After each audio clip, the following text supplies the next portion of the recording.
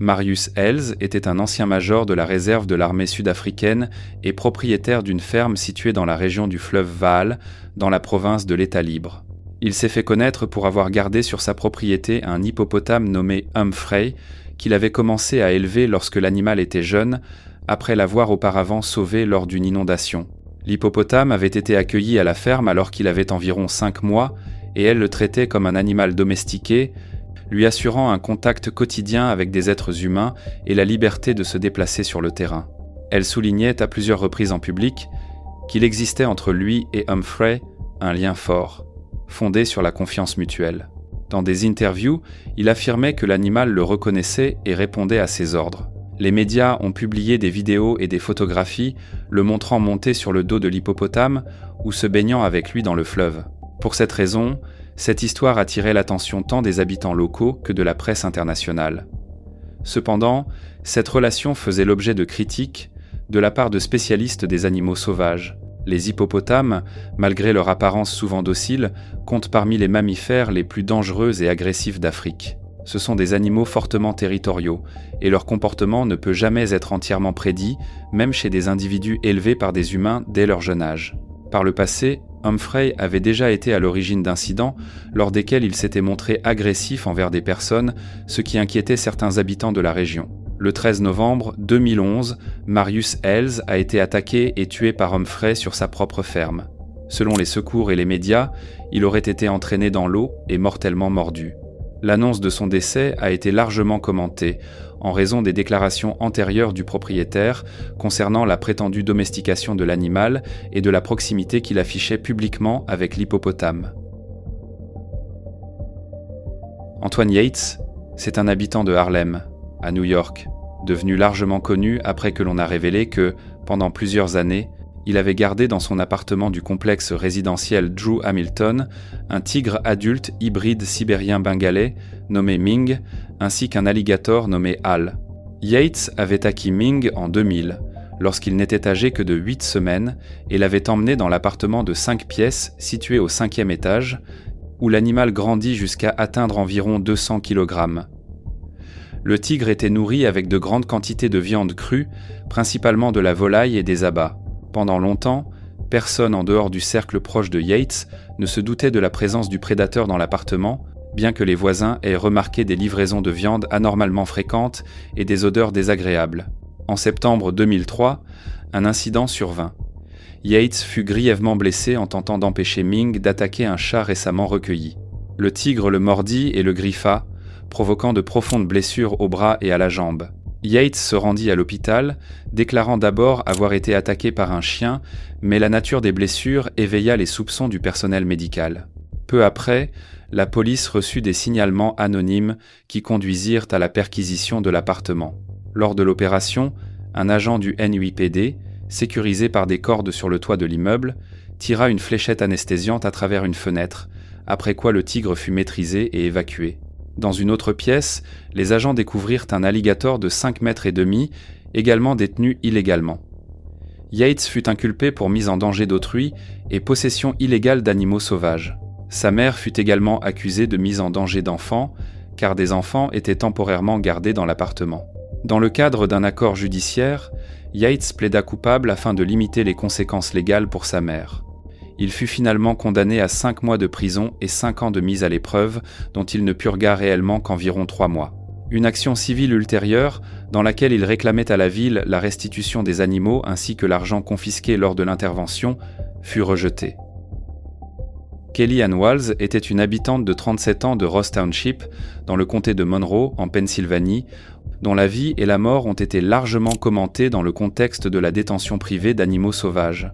Avec son mari, Michael Walls, elle tenait sur sa propriété un petit élevage privé d'animaux exotiques. Pendant de nombreuses années, le couple a gardé des animaux prédateurs et leur propriété était connue dans la région comme un lieu où étaient hébergés de grands félins et d'autres mammifères carnivores.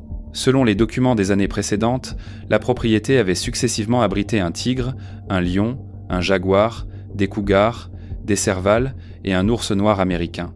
Certains de ces animaux étaient détenus légalement grâce à un permis de possession et d'exposition d'espèces exotiques, mais il a été signalé que ce permis avait expiré avant l'incident. Malgré l'expiration de la licence, Les animaux étaient toujours présents sur la propriété, ce qui était toléré, les autorités de l'État ne procédant pas toujours à un retrait immédiat des animaux lorsque les permis venaient à périmer, surtout en l'absence de signalement de problèmes de sécurité.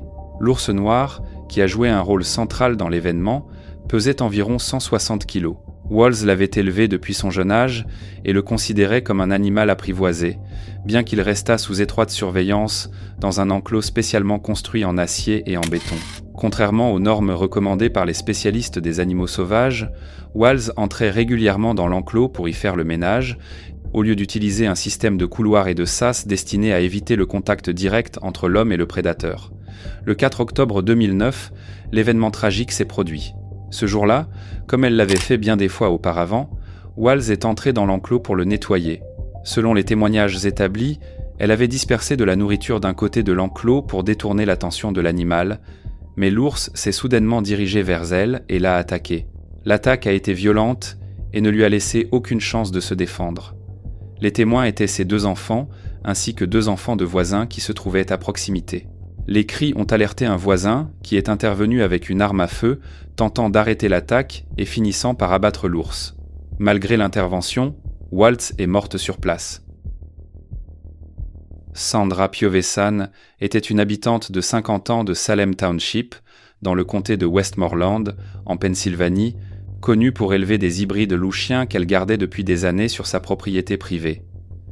Elle entretenait une meute d'une douzaine d'animaux, souvent enregistrés comme métis dans les documents, bien que les services locaux de protection animale soupçonnassent que leur ascendance était plus proche des loups que des chiens domestiques.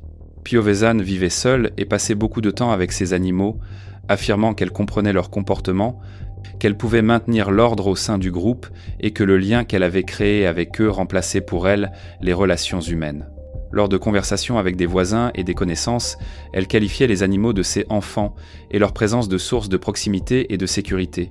Les services locaux de protection animale, ainsi que des spécialistes du comportement des loups et des chiens, avaient déjà mis en garde contre la difficulté extrême et les risques élevés liés à la détention d'hybrides de loups, en particulier au sein d'une structure de meute. Ces hybrides ne suivent pas les mêmes schémas de domestication que les chiens, et la hiérarchie de la meute peut entraîner des comportements violents et imprévisibles, surtout lors de changements de dominance ou en période de stress. Des inspections antérieures de la propriété de Piovesan avaient également révélé des problèmes liés à l'alimentation des animaux, qui auraient été nourris notamment avec de la charogne, suscitant l'opposition de certains habitants et autorités locales.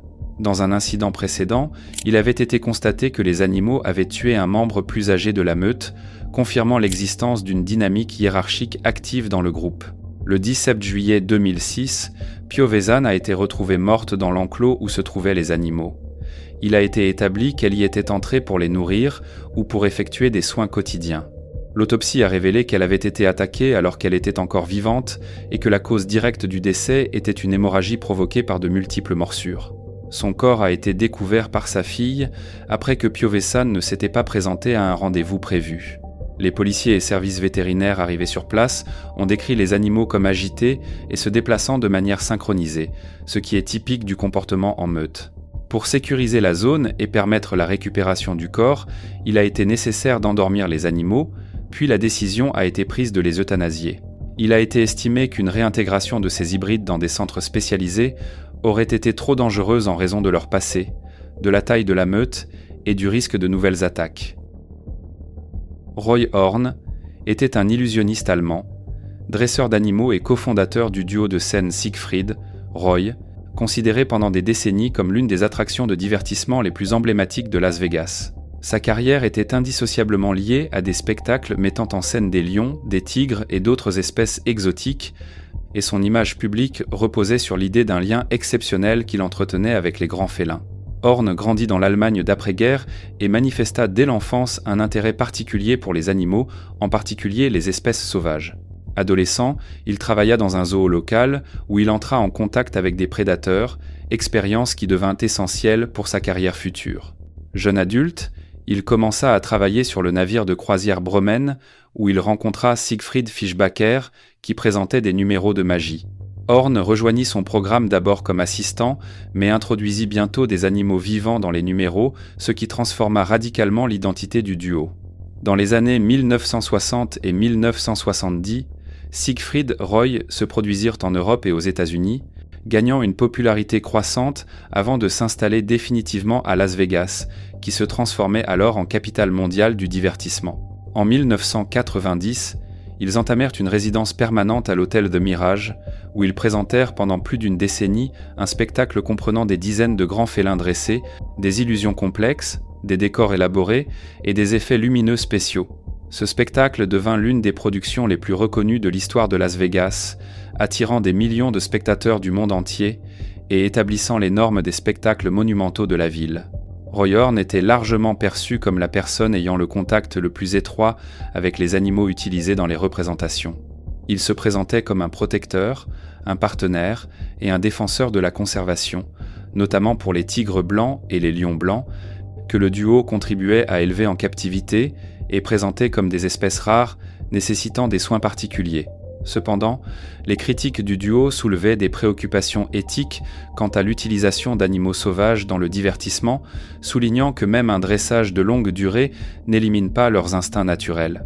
Le 3 octobre 2003, le jour du 59e anniversaire de Horn, un incident survenu lors d'un spectacle du soir mit fin à la carrière du duo. Un tigre blanc du Bengale âgé de 7 ans, nommé Montécor, saisit Horn et le traîna hors de la scène, lui causant de graves blessures au cou et à la colonne vertébrale, ainsi qu'une importante perte de sang. Horn subit une opération lourde et une longue rééducation, mais demeura sévèrement handicapé et partiellement privé de la parole jusqu'à la fin de sa vie. Les circonstances de l'incident furent débattues publiquement. Certaines personnes liées au spectacle affirmaient qu'il s'agissait d'un comportement imprévisible d'un grand félin, tandis que Horn soutenait que le tigre avait agi instinctivement pour le sauver après une dégradation soudaine de son état de santé, probablement due à un AVC. Sharla Nash est une Américaine qui, le 6 février 2009, fut grièvement mutilée lors de l'attaque d'un chimpanzé nommé Travis, appartenant à son amie de longue date, Sandra Herold, résidant à Stamford, dans le Connecticut. Travis, qui pesait environ 90 kg et vivait chez Herold depuis sa jeunesse, était traité comme un membre de la famille. Il voyageait en voiture, mangeait à table et participait à de nombreuses situations quotidiennes. Ce jour-là, Herold appela Nash pour l'aider à calmer le chimpanzé et à le ramener dans la maison. Lors de la tentative, l'animal attaqua soudainement Nash, lui infligeant des blessures extrêmement graves, incluant la perte quasi totale du visage, du nez, de la bouche, des paupières et des mains. Un policier intervenant abattit l'animal après avoir échoué à le séparer de la victime. Nash fut transporté à l'hôpital dans un état critique et subit de nombreuses opérations complexes visant à lui sauver la vie. Elle fut d'abord placée dans un coma artificiel et son état nécessita de multiples interventions chirurgicales, transfusions et soins intensifs. Ces blessures furent considérées comme parmi les plus graves jamais infligées à un humain par un primate en captivité. En juin 2011, elle subit une greffe totale du visage au Brigham and Women's Hospital de Boston, dirigée par le chirurgien reconstructeur Dr Bodan Pomahac. L'intervention était alors l'une des transplantations reconstructives les plus ambitieuses et avancées au monde. Une greffe des deux mains fut effectuée simultanément, mais en raison de complications immunologiques et de thrombose, elles durent être retirées quelques jours plus tard. La greffe du visage, en revanche, commença à s'intégrer correctement, permettant à Nash de récupérer progressivement certaines fonctions vitales telles que la parole, l'odorat et la capacité d'ingérer certains aliments. La rééducation demanda des années de soutien médical, orthophonique et thérapeutique, et les progrès furent considérés comme significatifs compte tenu de la complexité des blessures subies. Dans les années qui suivirent l'attaque, Nash engagea des actions judiciaires afin d'obtenir des fonds pour son traitement et ses soins à long terme. En 2012, un accord fut conclu avec la succession de Sandra Herold, décédée en 2010, pour un montant d'environ 4 millions de dollars. Nash tenta également de poursuivre l'État du Connecticut, arguant que les autorités auraient dû agir pour empêcher la détention continue de l'animal, mais sa plainte fut rejetée. En 2006, Nash connut un épisode de rejet de la greffe du visage, survenu alors qu'elle participait à un programme expérimental visant à réduire les doses d'immunosuppresseurs. Les médecins parvinrent à stopper le processus, mais Nash fut retiré du programme et son traitement revint à un modèle d'immunosuppression plus conventionnel. Aujourd'hui, Charles Hanache vit dans un centre de soins spécialisé et poursuit une rééducation à long terme, incluant à la fois les fonctions motrices et la rééducation de la parole. Terry Vance Garner était un agriculteur de 69 ans vivant dans le sud-ouest de l'Oregon, dans le comté de Coos, près de la petite communauté de Riverton, située entre les villes de Bandon et Coquille. Il avait passé la majeure partie de sa vie à travailler sur sa propre ferme où il élevait du bétail, notamment des porcs d'une race pouvant atteindre des tailles très importantes. L'exploitation était menée de manière traditionnelle, la ferme était modeste et Garner accomplissait la plupart des tâches seul. Sa famille le décrivait comme un homme calme, attaché à sa terre et à la routine quotidienne qui structurait sa vie. Les porcs qu'il élevait pesaient jusqu'à environ 300 kilos, ce qui en faisait certains des plus grands animaux domestiqués de la ferme. Un incident antérieur impliquant l'agression de Garner par l'un des porcs était connu, ce qui avait alerté la famille quant au danger potentiel qu'il courait en se trouvant à proximité directe des animaux. À la fin du mois de septembre 2012, au matin, Garner s'est rendu dans l'enclos pour nourrir les animaux, comme il le faisait chaque jour. Cependant, il ne rentra pas à l'heure habituelle. Un membre de la famille parti à sa recherche a découvert ses restes dans l'enclos. Sa dentier et des fragments de son corps ont été retrouvés éparpillés sur le sol, tandis que la plus grande partie de la dépouille avait été dévorée par les porcs. En raison du manque important de tissus et d'os, déterminer la cause du décès s'est révélé extrêmement difficile. L'enquête menée par les autorités locales a envisagé plusieurs scénarios. Le premier était une mort subite de cause naturelle, comme une crise cardiaque ou un AVC, qui aurait pu entraîner la chute de Garner parmi les animaux, le laissant sans défense. Le deuxième scénario était une attaque directe des porcs, qui auraient pu réagir de manière agressive à sa présence, notamment s'ils avaient perçu une menace, du stress ou un avantage physique. Les grands porcs sont puissants et peuvent défendre leur territoire ou réagir de manière impulsive, surtout lors du nourrissage. Une troisième hypothèse, moins probable et jamais confirmée, évoquait l'intervention de tiers, certains éléments restant flous. Toutefois, l'absence de preuves de violence infligée par des outils ou de la présence d'autres personnes n'a pas permis d'approfondir cette piste. En raison de la destruction de la plupart des tissus mous, le pathologiste n'a pas pu établir si Garner était mort avant l'attaque ou s'il avait été attaqué alors qu'il était encore en vie. Un anthropologue médico-légal a été consulté pour examiner les traces sur les fragments d'os restants. Mais cette analyse n'a pas non plus permis de déterminer la cause exacte de la mort.